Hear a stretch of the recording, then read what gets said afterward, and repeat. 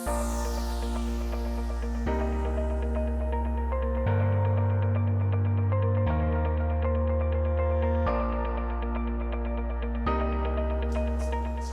training was a reminder for teachers that learning is a continuous process. When teachers exhibit the attitude of being a continuous learner, it is automatically transferred to the students as well. Today we engaged with the teachers.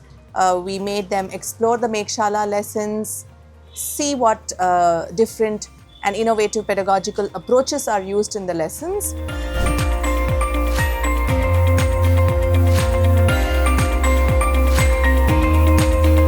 And we found that the teachers were extremely familiar with the app.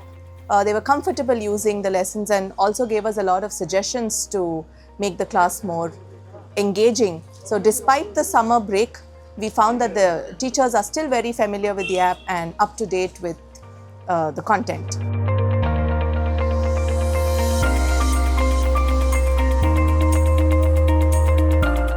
ನಮ್ಮಲ್ಲಿ ಮೇಘಶಾಲಾ ಅಂತಕ್ಕಂಥ ಸಂಸ್ಥೆ HPCLನ ಸಹಕಾರದಿಂದ ಒಂದು ಉತ್ತಮವಾದಂಥ ವೈಜ್ಞಾನಿಕ ನೆಲೆಗಟ್ಟಿನ ತಾಂತ್ರಿಕ ಬಳಕೆಯ ಸಹಾಯದಿಂದ ಸ್ಕಿಲ್ ಬೇಸ್ಡ್ ಎಜುಕೇಷನ್ ಕೊಡೋ ನಿಟ್ಟಿನಲ್ಲಿ ಸಾಕಷ್ಟು ಪ್ರಯತ್ನವನ್ನು ಕಳೆದ ಸುಮಾರು ವರ್ಷಗಳಿಂದ ಮಾಡಿಕೊಂಡು ಬರ್ತಾ ಇದೆ.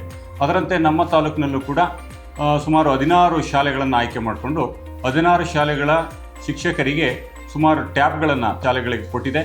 ಆ ಟ್ಯಾಬ್ಗಳ ಮೂಲಕ ಕಂಟೆಂಟ್ ಓರಿಯೆಂಟೆಡ್ ವಿಚಾರಗಳನ್ನು ಅದರಲ್ಲಿ ತುಂಬಿ ಶಾಲೆಗಳಿಗೆ ನೀಡಿರೋ ಹಿನ್ನೆಲೆಯಲ್ಲಿ ಅವುಗಳನ್ನು ಸದ್ಬಳಕೆ ಮಾಡಿಕೊಂಡು ಮಕ್ಕಳಿಗೆ ಶಿಕ್ಷಣವನ್ನು ಕೊಡ್ತಕ್ಕಂಥದ್ದು ನಮ್ಮ ಶಿಕ್ಷಕರ ಕೆಲಸ ಆಗಿದೆ. ಟ್ಯಾಬನ್ನು ಯೂಸ್ ಮಾಡಿದಾಗ ಮಕ್ಕಳನ್ನ ಇನ್ವಾಲ್ವ್ಮೆಂಟ್ ಆಗಿರ್ಬೋದು, ನಾವು ಆಬ್ಸೆಂಟ್ ಆದಾಗ ಅಥವಾ ಯಾವುದಾದ್ರು ಕ್ಲಾಸ್ ರೂಮ್ಗೆ ನಾವು ಹೋಗೋದಕ್ಕಾಗ್ದಲೇ ಇದ್ದಾಗ ಆ ಸಮಯದಲ್ಲಿ ಮಕ್ಕಳಿಗೇ ಟ್ಯಾಬನ್ನು ಹೇಗೆ ಬಳಸೋದು ಅನ್ನೋದ್ರ ಬಗ್ಗೆ ಮಾಹಿತಿಯನ್ನು ಕೊಟ್ಟಿದ್ದರಿಂದ ಆ ಟೈಮಲ್ಲಿ ಮಕ್ಕಳು ಖಾಲಿ ಇರೋದಕ್ಕೆ ಬದಲಾಗಿ ಮಕ್ಕಳೇ ಎಂಗೇಜ್ ಆಗ್ತಾಯಿದ್ರು. ಎಂಗೇಜ್ ಆಗೋದ್ರ ಮೂಲಕ ಅವರು ಕಲಿತಾ ಇದ್ರು.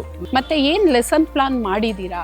ಪ್ರತಿ ಚಾಪ್ಟರ್ಸ್ಗೂ ಏನು ನೀವು G7 G8 ಅಂತ ಹೇಳಿಕೊಂಡು S2 ಮತ್ತು S1ಗೆ ಯಾವ್ಯಾವ ಚಾಪ್ಟರ್ಸ್ಗೆ ಲೆಸನ್ ಪ್ಲಾನ್ನ ಮಾಡಿದ್ದೀರಾ? Lesson plan for teachers lesson ಅಂತ ಏನು ಪ್ರಾಜೆಕ್ಟಲ್ಲಿ ಮಾಡಿದ್ದೀರಲ್ಲ, ಅತ್ಯಂತ ಉಪಯುಕ್ತವಾಗಿದ್ದಾವೆ ಮತ್ತು ಎಲ್ಲ ಶಿಕ್ಷಕರು ಇದರಿಂದ ಖುಷಿಯಾಗಿದ್ದಾರೆ. ಈ ಒಂದು ತರಬೇತಿಯ ಮೂಲಕ ನಾವು ಮತ್ತೆ ಏನು ಬದಲಾವಣೆಗಳನ್ನು ಕಂಡುಕೋಬೋದು ಈ ಒಂದು ಟ್ಯಾಬ್ ಬಳಕೆಯಲ್ಲಿ, ವಿಶೇಷತೆಗಳು ಏನಿದೆ ಅನ್ನೋದನ್ನು ಬಹಳ ವಿಸ್ತಾರವಾಗಿ ಹೇಳ್ಕೊಟ್ಟಿದ್ದಾರೆ.